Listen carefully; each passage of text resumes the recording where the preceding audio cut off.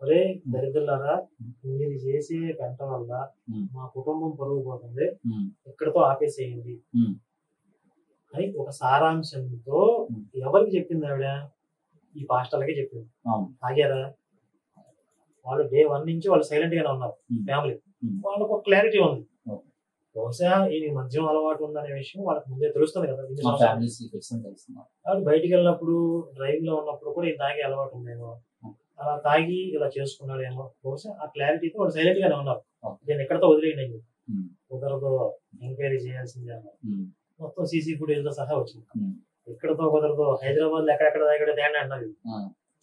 వీళ్ళు ఏంటంటే ముందు ఎగిరి గంతేశారు, హత్య జరిగింది, అది యాక్సిడెంట్ ఏదైనా డిసప్పాయింట్ అయిపోయారు, హత్య కాకుండా పోయింది. కేఏ పాల్ కామెంట్స్ పై మీ అభిప్రాయం ఏంటంటే, అంటే ఇది నిన్న కూడా ప్రెస్ మీట్ పెట్టి ఖచ్చితంగా హత్య అంటున్నాడు. కేఏ పాల్ కమెడియన్ లా కనబడే ఒక ప్రమాదకారి. అంటే చాలా మంది లైట్ తీసుకుంటారు, కమెడియన్ అనుకుంటారు, అది కూడా వాస్తవమే, ఎంటర్టైన్మెంట్ చేస్తా ఉంటాడు, కానీ అది చాలా డేంజరస్ క్యాండిడేట్. రైట్. ఇప్పుడు మీ అనాలిసిస్ ఏమంటారు? మళ్ళీ సిబిఐ ఎంక్వైరీ చేసి అది చేసి ఇది చేసి చివరికి అదే తెలియదు అంటారా, లేదంటే పర్టికులర్ గా ఇంకా ఏమైనా కొత్త విషయాలు బయటపడే అవకాశం ఉన్నాయి అంటారా? ఆస్కారం ఎక్కడ ఉంది? పోలీసులు తక్కువ ఇన్వెస్టిగేషన్ చేశారా? లేదు, 20 days ఇన్వెస్టిగేషన్ చేశారు. 20 days చేశారా? 4 రోజులు చేశారా? ఎన్ని ఆధారాలు తెచ్చారు చూడండి. యూపీఐ పేమెంట్స్ తెచ్చారా? సీసీ ఫుటేజ్ తెచ్చారా? ఫోన్ కాల్ డేటా తెచ్చారా? ప్రత్యక్షంగా చూసిన సాక్షుల వివరాలు చెప్పారా? ఇన్ని వివరాలు తీసుకొచ్చి ఎంతమంది సాక్షులను ఎంక్వైరీ చేసి సాంకేతికంగా పోస్ట్ మార్టం రిపోర్ట్ కానీ, టెక్నికల్ ఎవిడెన్స్ కానీ, ఫోరెన్సిక్ ల్యాబ్ రిపోర్ట్స్ కానీ ఇన్ని తీసుకొస్తే ఇవన్నీ తప్పు చెప్తాయా? పోలీస్ వ్యవస్థ మొత్తం ఒక హత్యని ప్రమాదంగా చిత్రీకరించే పనిలో ఉందా? అందులో ప్రభుత్వం సహకరించిందా? ఏం మాట్లాడుతున్నారు ఈ పిచ్చనప్పుడు? అంటే ఇక్కడ చూడాల్సింది ఏంటంటే, వీళ్ళు ఈ చర్చి వ్యవస్థలో ఉండే సాధారణ విశ్వాసులు, వాళ్ళకి తర్కం పనిచేయదు.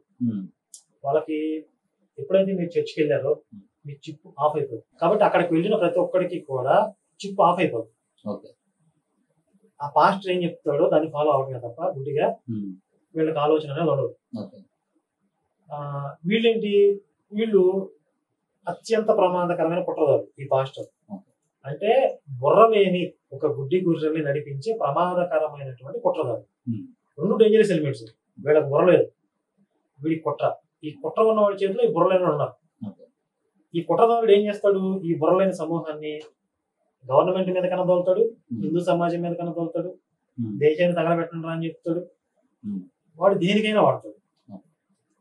కాబట్టి ఇక్కడ ఒక ప్రమాదకరమైన వ్యవస్థ, చాలా డేంజరస్ సిస్టమ్ ఇక్కడ ఉంది అని చెప్పి ఇప్పుడు ఈ ప్రవీణ్ ఇష్యూ ద్వారా బయటకు వచ్చింది. నేను చెప్తుంటే నమ్మలా. నేను చెప్తుంది ఏంటి, వాళ్ళు చాలా డేంజరస్ అని చెప్తున్నాం కదా. ఏ విధంగా డేంజరస్? మీరు ఆధారాలు చూపించిన నమ్మరు, ప్రభుత్వం నిష్పాక్షికంగా ఎంక్వైరీ చేసిన నమ్మరు, ఇది అబద్ధం అంటారు, వీడియో ఫోటోలు వచ్చిన అబద్ధం అంటారు. చివరికి ప్రవీణ్ భార్య వచ్చి ఆయన మా ఆయన దరిద్రులారా అని చెప్పినా ఆవిడ కూడా గుర్తు చెప్తారు. ఒకళ్ళ పాస్టర్లు బయటకు వచ్చి ఏదో కనబడుతుంది కదా, ప్రవీణ్ కదా వీడియోలో ఉంది, ఎందుకు ప్రార్థన చేస్తారు ఆయన చెప్తున్నారు, ఆయన నమ్మనబూతులు చెప్తున్నారు. వీళ్ళు ఎంత డేంజరస్ మీకు అర్థమవుతుందా? ఇప్పుడు ఇన్ని సంవత్సరాలు మీరు మొత్తుకునేది అదే కదా. ఇప్పుడు నేనేమంటానంటే, మతం అనేది ఇండివిజువల్ చేసేయండి. అందులో పర్టికులర్ క్రైస్తవ మతం అనేది ఇండివిజువల్ చేసేసి ఈ పాస్టర్ల వల్ల ఏమైనా కించిత్ లోక కళ్యాణం ఏమైనా జరుగుతుందా, దేశానికి ఏమైనా ప్రయోజనం ఉందా? ఏరా బాలరాజు నీ వల్ల దేశానికి ఉపయోగం అన్నట్లు, ఏమిరా పాస్టర్ నీ వల్ల ఉపయోగం? జనాలు రెచ్చగొట్టడం తప్ప, దక్షిణ భాగాల పేరుతో వాళ్ళకి పిండుకోవడం తప్ప. ఇప్పుడు ఐజీ గారు స్టేట్మెంట్ ఇచ్చారు, ప్రెస్ మీట్ పెట్టి పోస్ట్ మార్టం రిపోర్ట్ అనౌన్స్ చేసి ఇంతటితో కేసు క్లియర్ అయిపోయింది అని ఆయన చెప్పేశారు. అయితే ఎందుకు మేము అరుస్తున్నాం, ఎందుకు పోరాడుతున్నాం అంటే, చట్టానికి వ్యతిరేకంగా చట్టాన్ని ఉల్లంఘిస్తున్నారంటే, చట్టాన్ని ఉల్లంఘించట్లా. మొట్టమొదటి నేను చెప్పేది ఏంటంటే, IG is not a God. IG దేవుడు కాదు, ఆయన కూడా నాలాంటి నీలాంటి ఒక సామాన్యమైన మనిషే. ఎందుకు మనిషి అంటున్నానంటే, ఎందుకు దేవుడు కాదంటున్నానంటే, దేవుడు అయితే తప్పు చేయడు, ఆయన ఏది చేస్తే అది రైట్ అనుకుంటాం, అది యాక్సెప్ట్ చేయాల్సిందే.